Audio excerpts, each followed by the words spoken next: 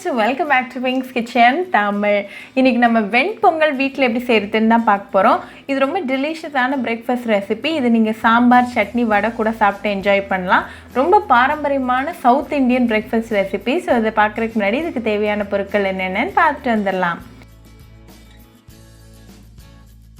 ஒரு பிரஷர் குக்கரை சூடு பண்ணிக்கோங்க. அதுல 1/2 கப் அளவுக்கு பாசி பருப்பை நல்லா கழுகி சேர்த்துருங்க.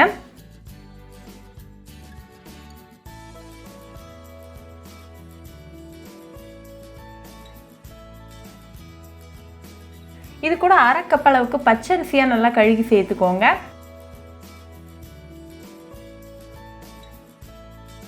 அப்புறமா இது கூட 4 கப் தண்ணி,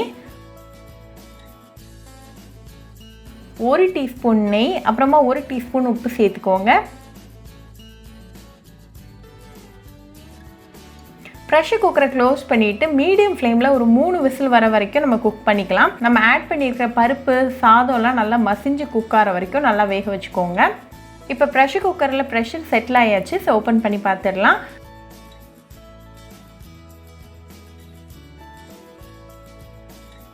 நம்மளோட ரைஸ், தால்லாம் நல்லா சூப்பராக மேஷ் ஆகி ரெடியாக இருக்குது. ஸோ இதை நல்லா மிக்ஸ் பண்ணி விட்டுட்டு தனியாக எடுத்து வச்சிடலாம்.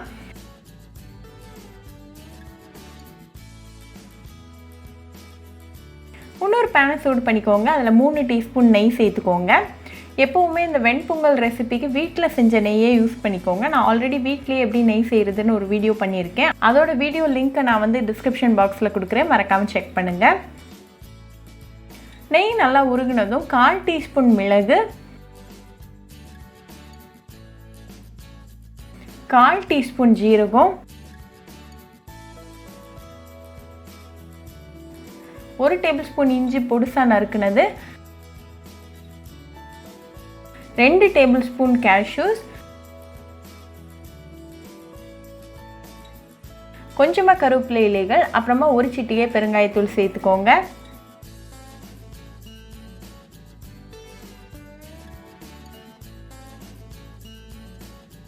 இது எல்லாத்தையும் மீடியம் ஃப்ளேமில் நல்லா மிக்ஸ் பண்ணி விடுங்க. நம்ம ஆட் பண்ணியிருக்கிற கேஷ்யூஸ் நல்லா கோல்டன் ப்ரௌன் ஆகிற வரைக்கும் நல்லா கலந்து விட்டுருங்க. இப்போ சூப்பராக ரெடி ஆகிருக்கு. ஸோ ஃப்ளேம் ஆஃப் பண்ணிவிட்டு இதை அப்படியே டேரெக்டாக ப்ரெஷர் குக்கரில் சேர்த்துடலாம்.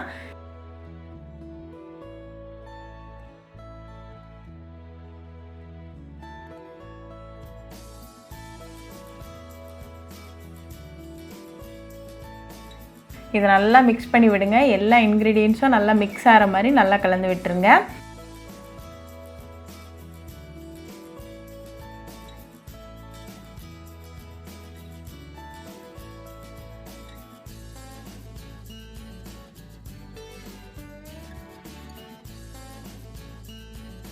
இப்போ நமக்கு சுவையான ஹெல்தியான வெண்பொங்கல் சூப்பராக ரெடி ஆகிருக்கு. இதை நல்லா சூடாக சாம்பார், சட்னி, வடை கூட சர்வ் பண்ணி உங்கள் ஃபேமிலி அண்ட் ஃப்ரெண்ட்ஸ் கூட என்ஜாய் பண்ணுங்கள்.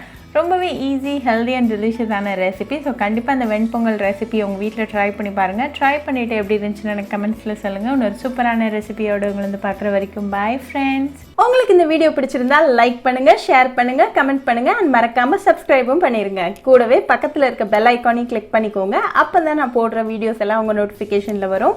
உங்களுக்கு ரெசிபிஸ் இங்கிலீஷில் பார்க்கணுன்னா பிங்க்ஸ் கிச்சன் சேனலை பாருங்கள். சேனலோட லிங்க் நான் அந்த டிஸ்கிரிப்ஷன் பாக்ஸில் கொடுக்குறேன், மறக்காமல் செக் பண்ணுங்கள். இன்னொரு இன்ட்ரெஸ்டிங்கான ரெசிபியோடு உங்களை வந்து பார்க்குற வரைக்கும் பாய் ஃப்ரெண்ட்ஸ்.